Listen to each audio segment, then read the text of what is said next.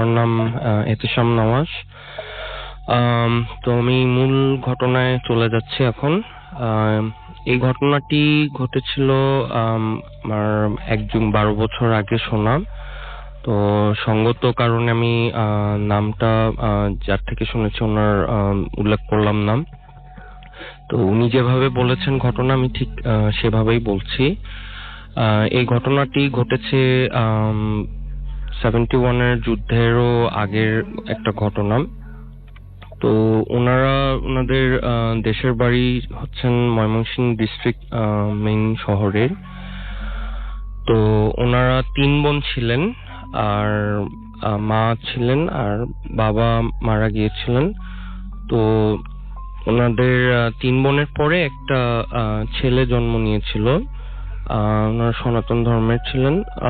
ছেলের নাম, তো এখানে একটা খুব গুরুত্বপূর্ণ বিষয় বলে রাখি যে ছেলেটা হয়েছিল, সাধারণত তার আমাদের প্রত্যেকটা মানুষেরই 2 চোখের মাঝে যেই একটা থার্ড আই থাকে, তো সেইখানে একটা রাজটিকার চিহ্ন পাওয়া গিয়েছিল, যেটা খুব রেয়ার বাচ্চাদেরই হয়ে থাকে। তো সঙ্গত কারণেই তার নামটা রেখেছিল গোপাল। তো বাচ্চাটা যখন মোটামুটি বড় হচ্ছিল, তো একদিন, সেই সময় তো ইলেকট্রিসিটি এবং এত আধুনিক ফ্যাসিলিটি ছিল না। তো একদিন সম্ভবত অমাবস্যা বা পূর্ণিমার এরকম টাইমে, তো বাচ্চাটা যখন দোলনাতে দুলছিল, তো ওনার মা যে কোনো কাজে, ঘরোয়া কাজে একটু বিজি ছিলেন, তখন রাত হয়ে গিয়েছিল। তো দুধ না দেওয়ার কারণে একটু কান্নাকাটি করছিল। তো তখন ভাবলো যে ঠিক আছে, একটু পরে এসে দেখবে। এর মধ্যে হঠাৎ উনি খেয়াল করলেন, যেভাবে আমার শোনা ঘটনা, যে ওই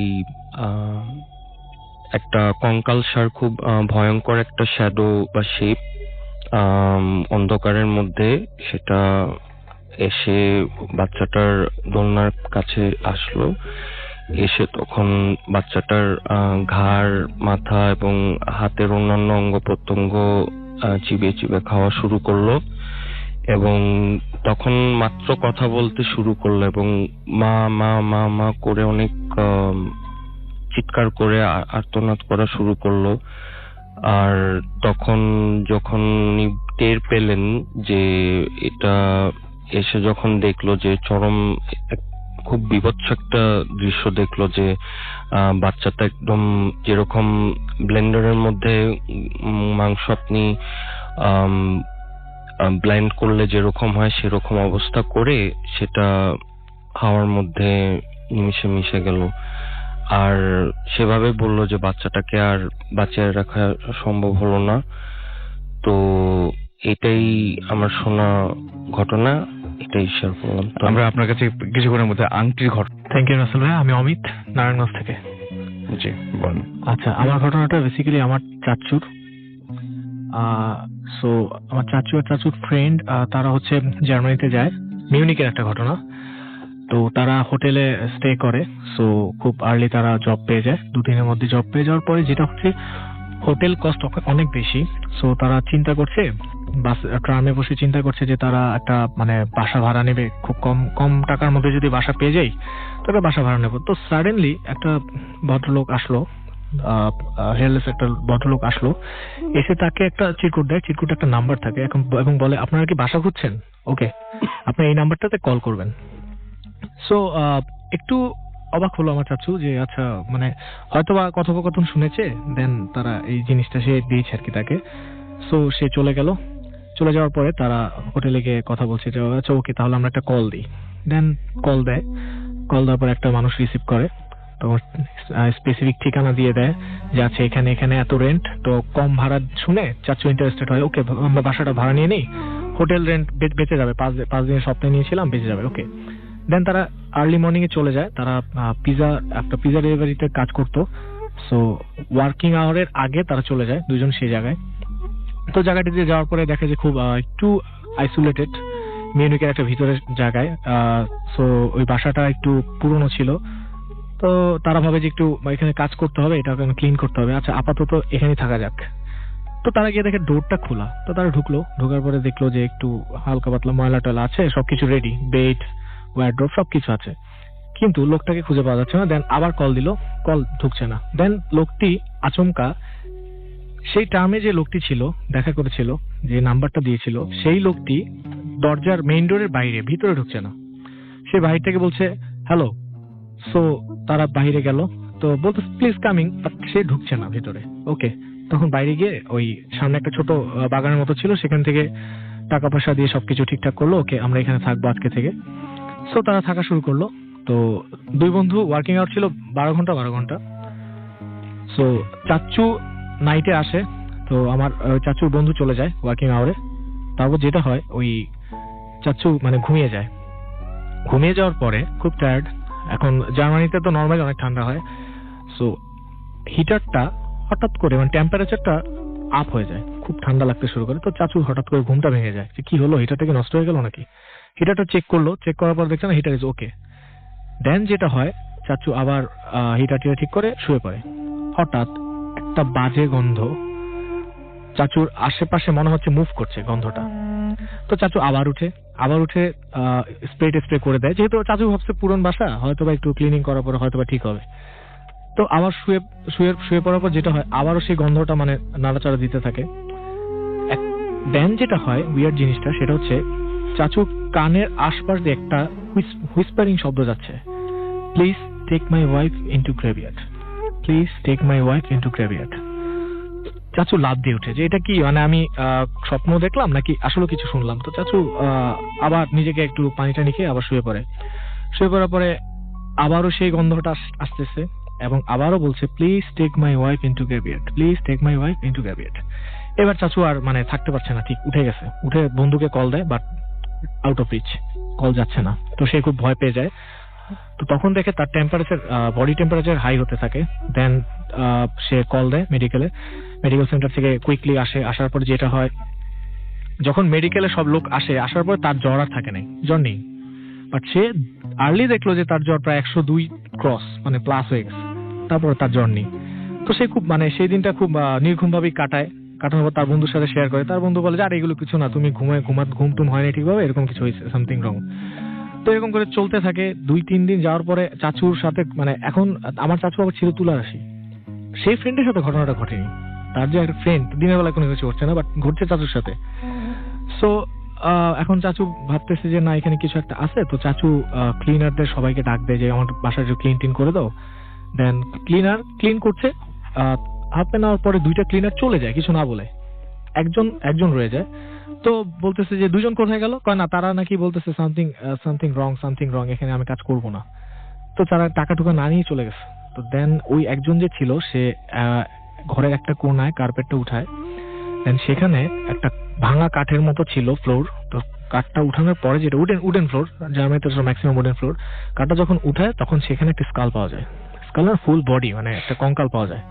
সো সে সেটা দেখে খুব মানে ভয় পায়। তারপর হচ্ছে আমার চাচু পুলিশকে কল দেয়, যেখানে এমন একটা ফুল বডি পাওয়া গেছে, মানে এটা কি। তারপরে হচ্ছে পুলিশ আসার পরে বলতেছে যে এখানে, আচ্ছা ঠিক আছে, আপনার এত কিছু জানা দরকার নেই, আপনি এই বাসা কাঠ থেকে নিয়েছেন, কল দেন। দেন সে লোকটাকে কল দেয়, বাট কল ঢুকছিল না, কলটা বন্ধ, ফোন নাম্বারটা বন্ধ। তারপর পুলিশ সেটাকে নিয়ে গিয়ে রিচুয়াল অনুযায়ী গ্র্যাভিয়ার্ডে দিয়ে দেওয়ার পরে চাচু আর চাচুর বন্ধু ঠিক করলো এই বাসায় থাকা যাবে না, এইরকম যদি ঘটে এই বাসায় থাকা যাবে না। তারপর তারা ডিসাইড করলো, তন্মুহূর্তে যেটা হয়, আমার চাচু ইন্টারেস্টিংলি পুলিশদের কল দেয় যে আচ্ছা আপনার এখানে মানে কি জিনিসটা, কি ব্যাপারটা কি হয়েছে। পরে পুলিশ যেটা বললো সেটা হচ্ছে, এখানে একটা মেন্টালি ডিসঅর্ডার এক লোক বাস করতো, যে তার ওয়াইফকে মানে মেরে, তারা গেস করছিল তার ওয়াইফের লাশটা পায়নি, তারা গেস করছিল এটাই তার ওয়াইফের লাশটা, ফাইনালি পাওয়া গেছে। তখন চাচু বলতে তার হাজবেন্ডটা কি করেছিল, বলতেছে তার হাজবেন্ড তাকে মেরে, মেন্টালি ডিসঅর্ডার যেহেতু, সে রোডে গিয়ে অ্যাক্সিডেন্ট করে মারা যায়, সুইসাইড করে আর কি। সুইসাইড করার পরে সে চলে যায়। আচ্ছা ঠিক আছে। তো আমার চাচু এবং সামহাউ ছবিটা দেখতে পায়। দেন যেটা হয়, ছবিটা ওই যে লোকটা টার্মে মানে আপনার ফোন নাম্বারটা দিয়েছিল, সেই লোকটাই তার হাজবেন্ড। এবং সবচেয়ে মজার কথা, এর আগে এই বাসায় অনেকে ছিল, কেউ থাকতে পারেনি একদিন পরে। বা চাচুরা যেহেতু 1 সপ্তাহ টানা ছিল, যার কারণে এই জিনিসটা বের করতে পারছে যে এখানে একটা লাশ ছিল বা সামহাউ। তো তারা 2জন ব্যাগ এন্ড ব্যাগেজ নিয়ে চলে যায়। তো যখন টার্ন নেয়, মিউনিক থেকে টার্ন নেয়, হামবার্গের দিকে টার্ন নেয়, তখন যেটা হয়, ওই লোকটা, যেই লোকটা আপনার টার্মে কার্ডটা দিয়েছিল, সেই লোকটা আপনার একটা প্লে কার্ড নিয়ে দাঁড়িয়ে থাকে, thank you for your kindness. আমার চাচু দেখে, বাট আমার চাচু ফ্রেন্ড দেখতে পায় না। তো চাচু ফ্রেন্ডকে বলছে, তুই দেখতে পাচ্ছিস, দেখ থ্যাংক ইউ দিস আমাদেরকে, বাট সে বলে কিছুই দেখতে পায় না। যিনি লিখেছেন তিনি যেভাবে লিখেছেন সেভাবে পড়ছি যে, আসসালামু আলাইকুম রাসেল ভাই, দিস ইজ জান্নাত। আমি আপনাদের শো এর অনেক পুরনো লিসনার, একদম শুরুর ইয়ার থেকে শুনি। যাই হোক, আমি আসতে পারবো না এবং আমার সাথে ঘটে যাওয়া একটা ঘটনা আমি মেইল করছি, ভালো লাগলে পড়ে শোনাবেন। ঘটনার কত বছরটা ঠিক আমার মনে নেই। এটা ভূত এফএমের শুরুর ইয়ার ছিল এবং ঘটনার রাতে আমি ভূত এফএম শুনছিলাম। সুমন ভাইয়ের ভাগ্নির একটা ঘটনা নিশ্চয়ই মনে আছে আপনার রাসেল ভাই। আমি ভূত এফএম শোনার পর ঘুমিয়েছিলাম, আর ওই রাতে আমার বড় আপু ভূত এফএম শুনেনি, আগেই ঘুমিয়ে যায়। আমার সাডেনলি আমার ঘুম ভেঙে যায় এবং কয়টা বাজে তখন মনে নেই, বাট অবভিয়াসলি রাত 2টার বেশি, বিকজ ভূত এফএম শোনার পরে আমি ঘুমিয়েছিলাম। আমি আর আমার বোন বেডে লম্বা হয়ে শুই এবং আমার দিকটায় আমি শুয়েছিলাম এবং পাশেই ছোট একটা বক্স চেয়ার ছিল, আচ্ছা একটা ছোট বক্স চেয়ার, আর পাশেই আমার বড় আপুর পড়ার টেবিল। আমার জানালার দিকে পা দিয়ে আমি শুয়েছিলাম এবং চেয়ারটা ছিল পায়ের দিকে, সো জানালার বাইরের আলো পড়েছিল চেয়ারটায়।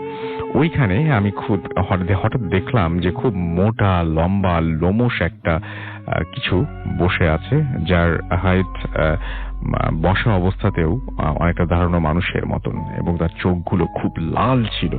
তারপর জিনিসটা আমার দিকে ঘুরে তাকিয়ে আমার দিকে দাঁড়ালো এবং তখন জিনিসটাকে পুরো আমার সিলিং এর সমান লম্বা মনে হলো। এবং আমাদের এখানে বলে রাখতে চাই যে আমাদের বাসাটা একতলা ছিল এবং বাসাটা যুদ্ধের অনেক আগের, সো অন্য পুরনো বাসার মতোই আমাদের বাসার সিলিংও অনেক উঁচুতে ছিল।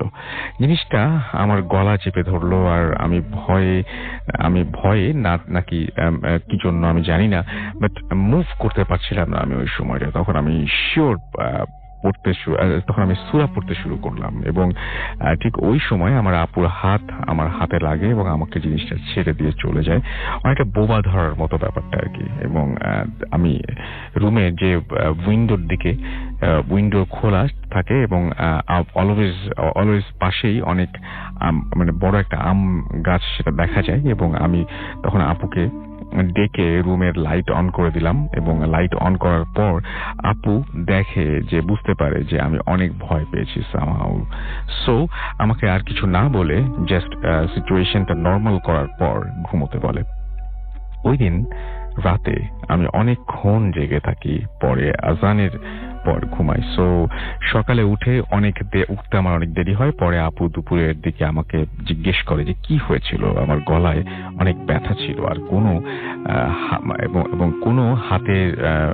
কোনো হাতের ছাপ ছিল না, বাট লাল হয়েছিল জায়গাটা। এবং আমি আপুকে সব বলি এবং আসল ইন্টারেস্টিং কাহিনীটি এরপরে। আপু আমার কথা বিলিভ করে না, আপু অনেক সাহসী আর আমি অনেক অল্পতেই ভয় পেয়ে যাই। ভাবতো যে এমনি হয়তো আমি কোনো স্বপ্ন দেখে ভয় পেয়েছি, বাট আপু আমার গলার লাল দাগটা দেখেছিল। আর আরো ইন্টারেস্টিং ব্যাপারটা সে ওই দিন যে সকালবেলা আম্মু আপুকে বলল যে রাত 3:30 দিকে আম্মুর ঘুম ভেঙে যায় একটা স্বপ্ন দেখে। আম্মু দেখে যে ওই রকম একটা লম্বা মোটা লোমশ একটা ফিগার সে রাতে আমাদের দিকে দাঁড়িয়ে আছে এবং হাত বাড়িয়ে আমার গলা চেপে ধরছে। তখন আম্মু জানালা দিয়ে পাশের বাসার আম গাছের ডাল ভেঙে আমাদের এদিকে জানালার দিকে ছুড়ে দেয় আর কি, এবং জানালার দিকে ভেঙে পিটিয়ে জানালার ওই দিক দিয়ে বের করে দেয় এবং জিনিসটাকে এই স্বপ্নটা দেখার পরে আম্মুর ঘুম ভেঙে যায় এবং আম্মু আমাদের সাথে ঘটে যাওয়া ঘটনাটাও ঠিক আম্মুর যে ঘটনাটা সেই একই সময়ে ঘটে। এবং এই স্বপ্নটা দেখে আম্মুর ঘুম ভেঙে যাচ্ছে এবং একই সময় আমাদের সাথে এই ঘটনাটা ঘটলো। সো আপু পুরা অবাক হয়ে যায় এবং আম্মুকে রাতে ব্যাপারটা তখনও সে কিছু বলেনি। এরপর আমাকে জিজ্ঞেস করে, আমার ঘটনাটাও সেম। আপু আমাকে জাস্ট সব শোনার পরে জিজ্ঞেস করলো যে আমি কি আম্মুর সাথে এগুলো নিয়ে কোনো কথা বলেছি কিনা। এরপর আমাকে নিয়ে আম্মুর কাছে যায় এবং আম্মুকে জিজ্ঞেস করে যে আম্মু স্বপ্নের ব্যাপারটা বলেছে কিনা আমাকে। তখন আম্মু আপুকে ইশারা করে জানায় যে সামনে কেন বলছে বা ওর সামনে কেন বলছে, মানে আমি ভয় পেয়ে যাবো এরকম একটা ব্যাপার। এবং আপু আমাকে আমার কথা বিলিভ করে এবং আম্মুকে আমার ঘটনার কথা বলে। বাট আমি তখনও জানতাম না যে আম্মু এই স্বপ্ন দেখেছিল। আমাকে পরে আপু বলে যে আম্মু এই একই স্বপ্ন দেখেছিল। যাই হোক, ওইটা ছিল আমার লাইফের ফার্স্ট ঘটনা। তখন আমি স্কুলে পড়তাম, অনেক ভয় পেয়েছিলাম। পরে মূল ঘটনাতে এখন যাচ্ছি। তো আংটিটা প্রথমে পড়ার পরে মানে যেই সিমটমস গুলো হলো, বাসায় আসার পরে ফার্স্টেই আরেকটা ডায়মন্ডের রিং ওই রাতেই হারিয়ে গিয়েছিল। তারপরে সেফটি সিকিউরিটির কারণে আমি সেটা কয়েকদিন পরিনি। তো তারপরে হঠাৎ যখন একটা আংটি চলে গেল, এরপরে আমি কিছু আশ্চর্য রকম কিছু স্বপ্ন দেখা শুরু করলাম, যে প্যারানর্মাল যে স্বপ্নগুলো, যেগুলোর কোনো এখনো সায়েন্টিফিক কোনো এক্সপ্লেনেশন নাই আমার কাছে।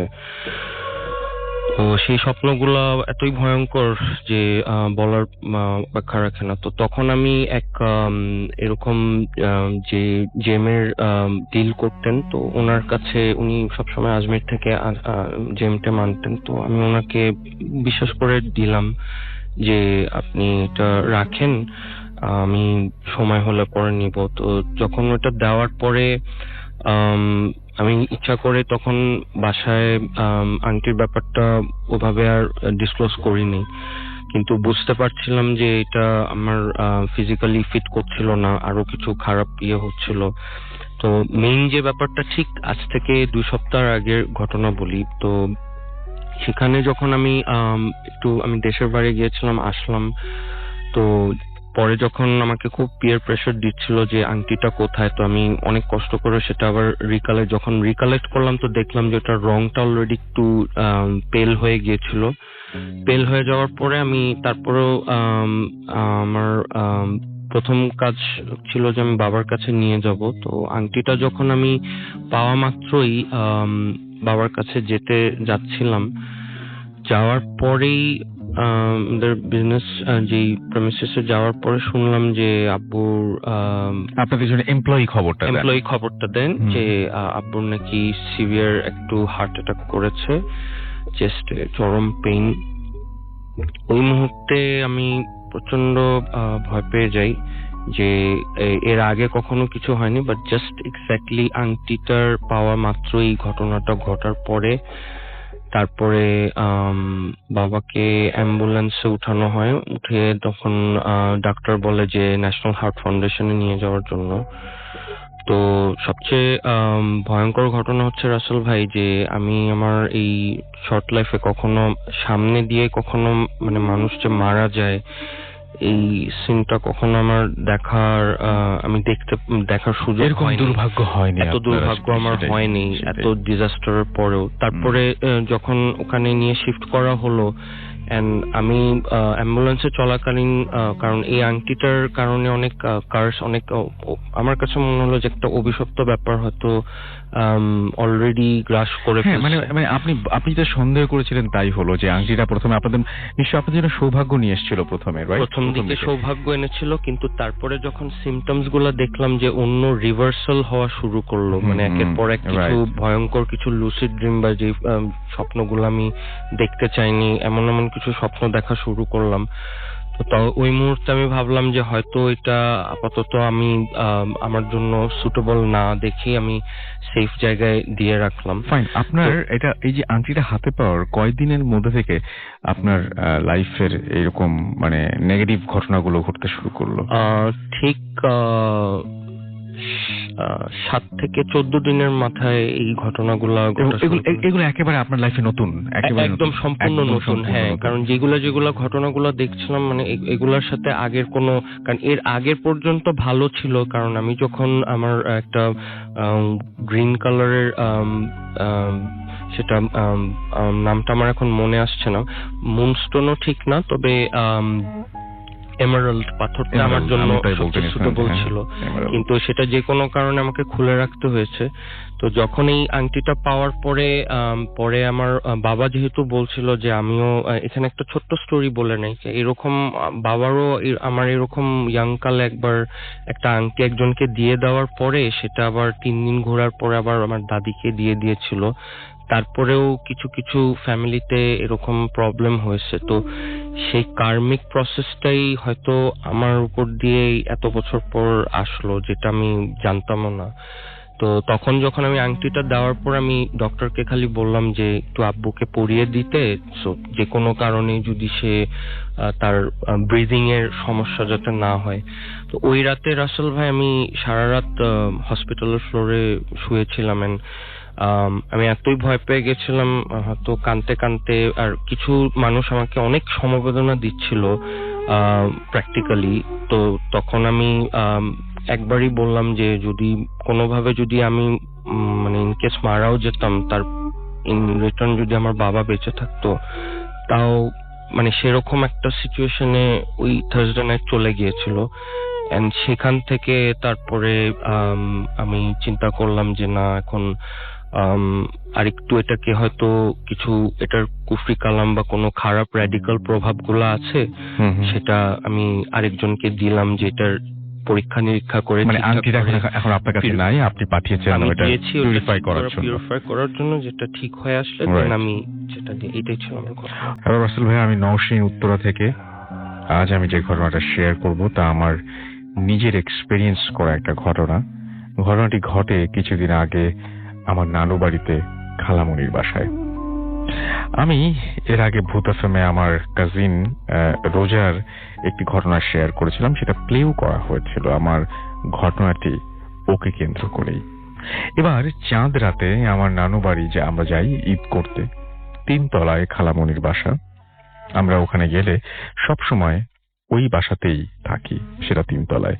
সামনে বড় ছাদ এবং অনেকগুলো পুরনো বাড়ি এটা মানে ওই এলাকায়, এবং নামটা বলছি না, কিন্তু গাজীপুরেরই কোনো একটা জায়গায়। ওদিন সারাদিন আম্মুর সাথে শপিং করে নানু বাড়িতে পৌঁছাতে সন্ধ্যা হয়ে যায়। খুব ক্লান্ত থাকায় তাড়াতাড়ি শুয়ে পড়ি। বিছানাটা বেশ বড় বলে আমরা 4 জন একসাথে ওই বিছানায় ঘুমাই, আমি, আমার আম্মু, খালামণি আর ছোট্ট রোজা। ঘটনাটি ঘটলো ওদিন রাতেই, রাত 3টা কি 4টা। আমার মাথার কাছে একটা জানালা ছিল, আমি স্পষ্ট কোনো কিছুর আওয়াজ পেলাম সেই জানালার কাছে। শব্দটা ঠিক এমন যেন কোনো চামচিকা আটকে গেলে যেমন চি চি করে একটা শব্দ হবে, সেরকম। আমি আম্মুকে ডাকলাম, আম্মু তখনই আওয়াজটা শুনতে গেলে আওয়াজটা বন্ধ হয়ে যায়। আমি কোনো ব্যাখ্যা পেলাম না, আওয়াজটা অসম্ভব ভয়ের ছিল। এরপর 2-3 দিন কোনো প্রবলেম হয় নাই। আমরা 6 দিনের জন্য গিয়েছিলাম। আমার সাথে সবচেয়ে ভয়ঙ্কর ঘটনাটি ঘটল 5ম দিন ফজরের আজানের আগে, অর্থাৎ রাতে আমার ঘুম ভেঙে যায় আওয়াজে। যেহেতু আমার ঘুম খুব পাতলা, অল্প আওয়াজেই ঘুম ভেঙে যায়। এবারে আওয়াজটা অদ্ভুত, আমি স্পষ্ট শুনতে পেলাম আমার বোন রোজা থপ থপ করে হাঁটছে ঘরের এ পাশ থেকে ও পাশ। আমি পুরো ঘরটায় তাকিয়ে রোজাকে খোঁজার চেষ্টা করলাম, কিন্তু রোজা নেই, এবং রোজার হাঁটার শব্দ কিন্তু কোথাও পাচ্ছি না।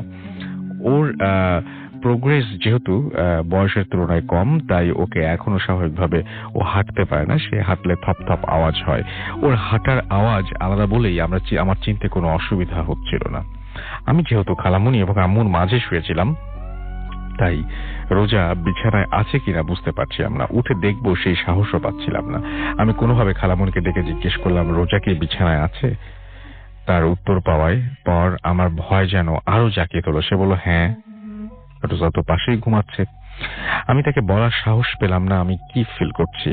ফজরের আজানের সময় স্বাভাবিক হয়ে গেল সবকিছু। সকালে উঠেই আমি সবার সাথে ব্যাপারটা শেয়ার করি। আম্মু শুনে সেও এর আগে 2বার এক্সপিরিয়েন্স করেছে এই একই রকম ঘটনা, এবং এমনই এক রাতে আম্মু জানালায় টোকা দেওয়ার আওয়াজ পায় 3বার, এবং মাঝরাতে সেটা, এবং জানালার ওপাশে কোনো কার্নিশ নেই যেখানে দাঁড়িয়ে কেউ এটা করতে পারে। এবং আগেই এখানে উল্লেখ করা হয়েছে যে বাসাটা 3 তলায়।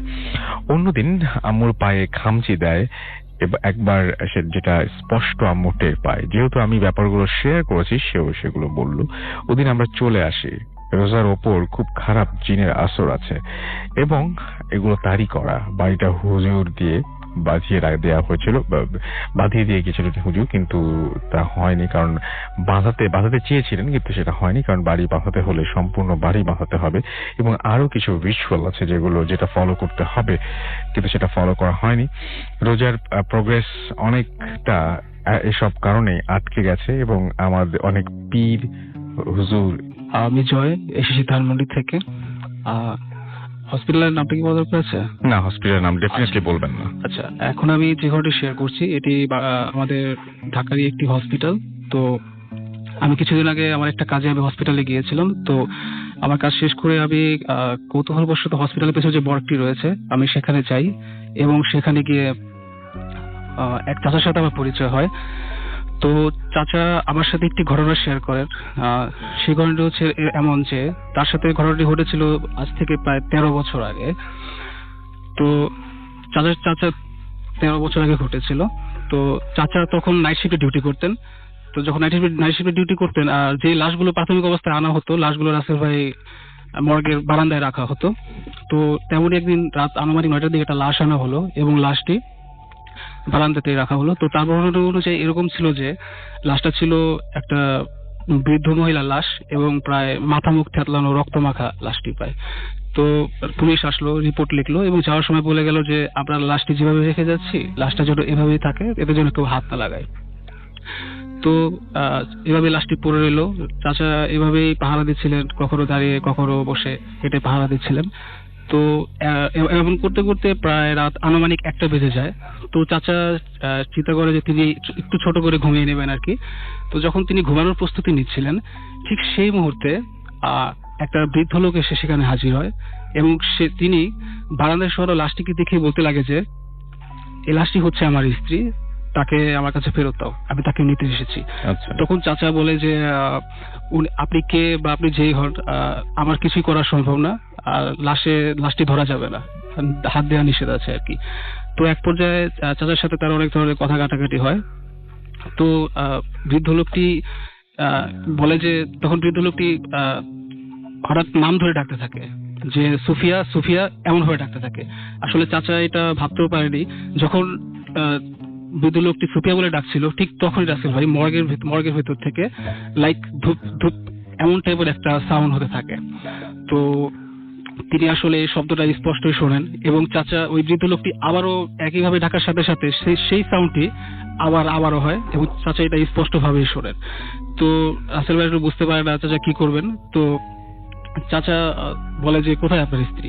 তখন বৃদ্ধ লোকটি বলে যে ওই মর্গের ভেতরে। তখন চাচা মনে করে যে লোকটা হয়তো পাগল, কারণ সে একবার বলছে যে মর্গের ভেতরে তার স্ত্রী, আবার একবার বলছে যে বারান্দায় রাখা লাশটি তার স্ত্রী। তো চাচা প্রায় রেগে যান এবং একটা পর্যায়ে প্রায় লোকটাকে ধাক্কাতে মর্গের সীমানার বাইরে পর্যন্ত দিয়ে আসেন আর কি। তো যাই হোক, চাচা আবারও আসেন, আবারও তার জায়গাতে এসে দাঁড়ান এবং তিনি একটা বিষয় তার কাছে খটকা লাগে যে বারান্দায় লাশটা রাখা ছিল সোজা অবস্থায়, সেটা জাস্ট একটু কাত হয়ে আছে। তো চাচা একটু অবাক, যতটা তার স্পষ্ট মনে আছে যে লাশটা সোজা অবস্থায় রাখা ছিল। তো চাচা কিছু না ভেবে কাছে গিয়ে লাশটা সোজা করে দেন। ঠিক সেই মুহূর্তে মর্গের ভেতর থেকে আবারও একই সাউন্ড। তো চাচা আসলে খুবই অবাক হন যে একই সাউন্ড, এর ভেতরে আসলে কি হচ্ছে, ভেতরে তো সাধারণ মানুষ যাওয়ার কথা না। তো চাচা আসলে সিদ্ধান্ত নেন ভেতরে যাবেন এবং সেটা কি সেটা তিনি দেখবেন। তো মর্গের দরজা খুলে ভেতরে প্রবেশ করেন। তিনি দেখেন মর্গে এক কোনায় সবচেয়ে পুরনো যে লরিটা রয়েছে, লাশ রাখা লরিটা, যেটাতে এখন আর লাশ রাখা হয় না, প্রায় জরাজীর্ণ অবস্থায় পড়ে আছে, সেই লরিটার ভেতর থেকে শব্দ হচ্ছে এবং তার কাছে মনে হলো যে ওটার ভেতরে কিছু একটা আছে যেটা বের হওয়ার জন্য ভেতর থেকে জোরে জোরে আঘাত করছে। তো তিনি আসলে খুবই অবাক হন, কারণ ভেতর তো এখন অনেকদিন যাবত লাশ রাখা হচ্ছে না, তাহলে ভেতরের কি? তিনি তখন আসলে রাসেল ভাই ভয় না পেয়ে তিনি সিদ্ধান্ত নেন তিনি এটার কাছে যাবেন এবং খুলে দেখবেন। তো তিনি লরিটার কাছে যান এবং লরিটা টেনে রাসেল ভাই খুলে ফেলেন। এরপরে রাসেল ভাই তিনি আসলে যা দেখেন তা আসলে এতটাই অদ্ভুত আর ভয়ের ছিল যে তিনি দেখেন ওই মহিলার মাথা মুখ থেতলে যাওয়া রক্তমাখা লাশটি লরিটার ভেতরে, যে লাশটি পুলিশ বেশ কয়েক ঘন্টা আগে মর্গে নিয়ে আসে এবং বারান্দায় রেখে চলে যায় এবং তিনি নিজেও একটু আগে লাশটিকে সোজা করে রেখে এসেছে, সেই লাশটি লরির ভিতরে। তো চাচা এটা দেখার পর আসলে ঠিক বুঝতে পারে না তখন কি করবে।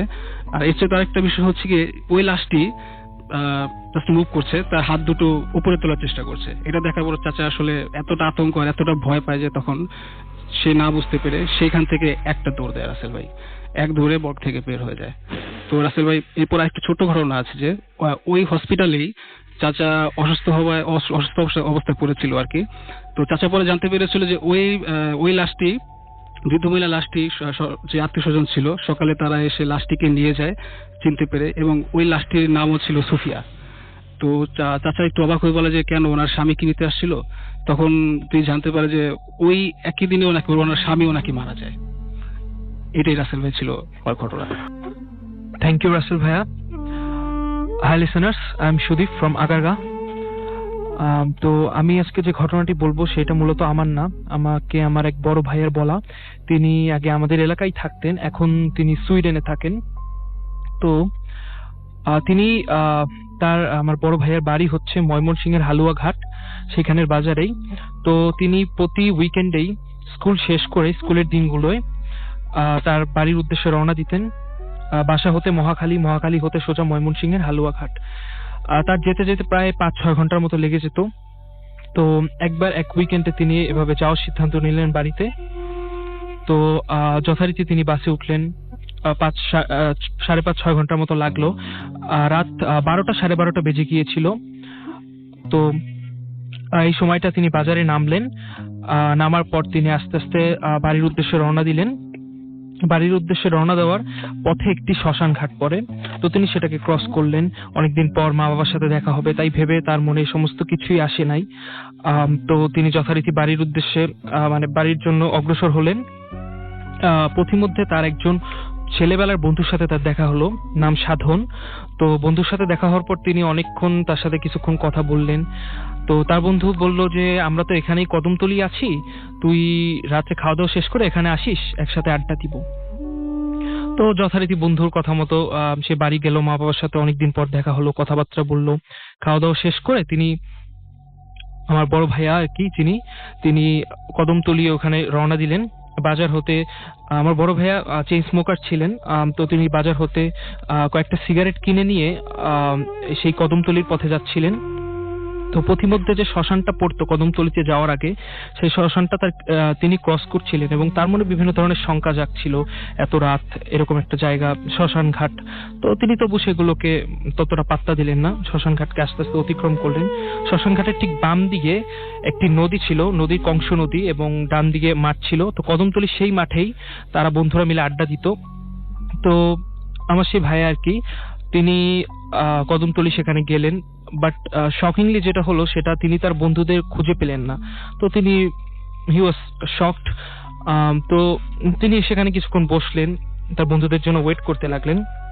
তো কোনোতেই কিছু হলো না, তার বন্ধুরা আসলো না। তো তিনি বেশ হতাশ হয়ে গেলেন। তিনি সেখানে সিগারেট ধরিয়ে বসে থাকলেন। কিছুক্ষণ পর তিনি শুনতে পেলেন একটি মেয়ে আর কি, একটি প্রাপ্তবয়স্ক একটি মেয়ের গোঙ্গানি কিংবা একটি কান্নার আওয়াজ। তো তিনি প্রথমে সেটাকে ততটা পাত্তা দিলেন না। ধীরে ধীরে আওয়াজটি বাড়তে লাগলো এবং তার মনেও ভয় বেড়ে যেতে লাগলো। তিনি তার পিছন দিকে তাকালেন। তাকানোর পর তিনি দেখলেন একটি মেয়ে, সাদা শাড়ি পরা একটি মেয়ে আর কি, একটি মহিলা, তিনি কাঁদছেন সেখানে বসে মাথা নিচু করে। তো ভাইয়ের মনে অনেক প্রশ্ন জাগলো যে এত রাতে একটা মেয়ে এখানে কিভাবে, এখানে কেন আসছে, এখানে কেন বসে কাঁদছে। তো তিনি বেশ ভয় পেলেন। আবার বন্ধুদের কথা মতো তিনি সেখানে থাকলেনও। তো কিছুক্ষণ পর তিনি সিদ্ধান্ত নিলেন যে সেখানে গিয়ে দেখবেন জিনিসটা আসলে কি।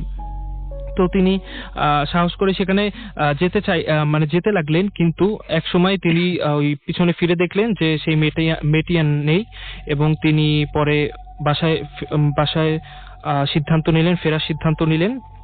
যথারীতি তিনি বাসায় ফিরলেন। রাত অনেক হয়েছিল। তো তিনি পুনরায় হাত মুখ ধুয়ে শুয়ে পড়লেন। পরবর্তী দিন সকালবেলা তিনি তার মাকে ঘটনাটি বললেন যে এরকম হয়েছে আমার সাথে। তো সাধনের সাথে আমার দেখা হয়েছিল। তো তার মা হঠাৎ অনেকটা হতচকিত হয়ে বললেন যে সাধনকে তুই কই পেলি? সাধন তো 1.5-2 মাস আগেই মারা গিয়েছে। তো আমার বড় ভাইয়া অনেক শকড হয়ে গিয়েছিলেন এই কথাটি শুনে যে তাহলে কে কালকে রাতে আমাকে সেই কদমতলি যেতে বললো। তো আরেকটা কথা হলো যেটা ওইখানে একটি মেয়ে, যে মেয়েটি বসেছিল ওখানে, এই কাহিনীটি এভাবে প্রচলিত আছে ওখানে যে 1988 এর দিকে একটি বন্যা হয়। সেই বন্যার সময় একদল বরযাত্রী আর কি কনে পক্ষকে মানে কনেকে নিয়ে সাথে করে নৌকায় আসছিল। তো নৌকাটি ডুবে যাওয়ার কারণে কনে আর কি সার্ভাইভ করতে পারেনি, অনেকেই সার্ভাইভ করতে পেরেছে আবার অনেকেই পারেনি। তো কনে সেখানে মৃত্যু হওয়ার পর থেকেই অনেক লোকই সেখানে এক্সপিরিয়েন্স করেছে এরকম ঘটনা, একটি মেয়েকে সাদা শাড়ি পরে থাকা অবস্থায় বসে বসে কাঁদতে দেখা যায়। আর এখন ওই এলাকায় ঘটনাটি অনেক প্রচলিত আছে, অনেকেই ঘটনাটি এক্সপিরিয়েন্স করেছেন। তো এই ছিল আমার ঘটনা থেকে। হ্যালো লিসেনার, আমি জয়। আমি এখন যে ঘটনাটি শেয়ার করছি সেটি আমারই এক রিলেটিভের সাথে ঘটে যাওয়া একটি ঘটনা, মিজান ভাইয়ের সাথে ঘটে যাওয়া ঘটনা। তো তিনি আমার সাথে ঘটনাটি শেয়ার করেন। এটি মূলত রাশিয়ার একটি ঘটনা। তো তার সাথে যখন ঘটনাটি ঘটে তখন তার বয়স ছিল আনুমানিক 20-21 বছর হবে। তো তারা 3 বন্ধু মিলে একবার শীতের রাতে প্ল্যান করে যে তারা খেজুরের রস চুরি করতে যাবে। তো যেভাবে সেই কাজ, তো তারা 3 বন্ধু মিলে খাওয়া দাওয়া করে তারা একসাথে বের হয় রস চুরি করার জন্য। তো তারা গ্রামে যেহেতু শীতকাল ছিল, হালকা কুয়াশা, তো তারা 3 বন্ধু মিলে একসাথে হাঁটতে থাকে গ্রামের পথ দিয়ে। তো রাসেল ভাই কিছু দূর যাওয়ার পর সামনে যে দুজন ছিল তারা খেয়াল করে যে পেছনে যে বন্ধুটি ছিল সে নেই। তো তারা অনেকক্ষণ তারা দুজন দাঁড়িয়ে থাকে এবং পেছনের তারা হয়তো ভাবে তারা একটু আগে চলে এসেছে এবং পেছনের জন অনেকটা পিছিয়ে গেছে। তো তারা অনেকক্ষণ এমন অপেক্ষা করতে থাকে। তো তারা দুজন ভাবে যে হয়তো সেই বন্ধুটি তাদের সাথে মজা করেছে এবং বাড়ি চলে গেছে। তো তারা অনেকটা বিরক্ত হয়ে তারা আবারও হাঁটতে শুরু করে। তো আরেকটু হাঁটলেই রাসেল ভাই সামনে রাস্তায় খেজুর গাছের সারি। তো তারা হাঁটছিল, মিজান ভাই মাঝে মাঝে একটা দুইটা কথা বলছিল আর জাস্ট তার পেছন থেকে তার বন্ধুটি বা হ্যাঁ এরকম করে জাস্ট তার কথা করছিল, রিপ্লে করছিল আর কি। তো হঠাৎ করে মিজান ভাই খেয়াল করলো যে তার পেছন থেকে তার বন্ধুর আর কোনো সাড়া আসছে না। তো তিনি পেছনে ঘুরে তাকালেন, পেছনে ঘুরে তাকিয়ে দেখলেন যে তার পেছনে কেউ নেই, ফাঁকা। তো তিনি খুবই অবাক হলেন, যে বন্ধুর সাথে তিনি একটু আগেও কথা বলেছেন সে কোথায় গেল। তো তিনি অনেকক্ষণ দাঁড়িয়ে রইলেন, তার বন্ধুটির নাম ধরে ডাকতে লাগলেন। তো এক পর্যায়ে কেউ আসছে না দেখে তিনি ভাবলেন হয়তো তারা দুজনই আজ একসাথে তার সাথে মজা করেছে এবং প্ল্যান করে কাজটা করেছে। তো তিনি অনেকটা রেগে যান এবং তিনি সিদ্ধান্ত নেন তিনি একাই গাছে উঠে একাই রস চুরি করবেন। তো তিনি এমন একটা গাছের সামনে যান এবং রস চুরি করার জন্য গাছে উঠে যান। তো রাসেল ভাই ঠিক তখনই কেউ তার নাম ধরে ডাক দিল। তিনি সেই ডাক অনুসরণ করে উপর থেকে নিচে তাকাতেই দেখলেন গ্রামের সেই পাগল মহিলাটি দাঁড়িয়ে আছে, যে মহিলাটি প্রায় 1 বছর আগে মারা গিয়েছিল। তিনি আসলে খুবই ভয় পান এবং ওই মহিলাটি গ্রামে সামান্য খাবার চুরি করার অপরাধে কিছু দুষ্ট লোক মহিলাটাকে পিটিয়েছিল এবং সেই দুষ্ট লোকগুলোর সাথে তারা 3 বন্ধু জড়িত ছিল এবং এক পর্যায়ে মারতে মারতে মহিলাটি মারা যায় এবং গ্রামের লোকরা মিলে সেই মহিলাটাকে ওই গ্রামে দাফন করে। তো রাসেল ভাই সেটা আসলে অনেকটা ভয়ের বিষয় ছিল তার জন্য এবং তার কাছে আরো অবাক লাগে যে তার বন্ধু দুজনও ওই মহিলার সাথে দাঁড়িয়ে আছে। কারণ তার বন্ধু তিনি খুবই অবাক হন যে তার বন্ধু দুজনে জানে যে ওই মহিলাটি মারা গেছে, তাহলে সে তার বন্ধু দুজন কিভাবে ভয় না পেয়ে ওই মহিলাটার সাথে এতটা সহজে দাঁড়িয়েছিল, এমন একটা মৃত মহিলা। তো যাই হোক, তার বন্ধু তার দুজন তাকে অনেক ধরনের লোভ দেখাতে থাকে গাছ থেকে নামানোর জন্য, কিন্তু তিনি নামে না। এক পর্যায়ে তারা অনেকটা রেগে যায় এবং হিংস্র হয়ে ওঠে এবং তারা 3 জনই গাছটাকে ধরে এমন ভাবে ঝাঁকাতে লাগে যেন লাইক একটা খেলার মতো আর কি।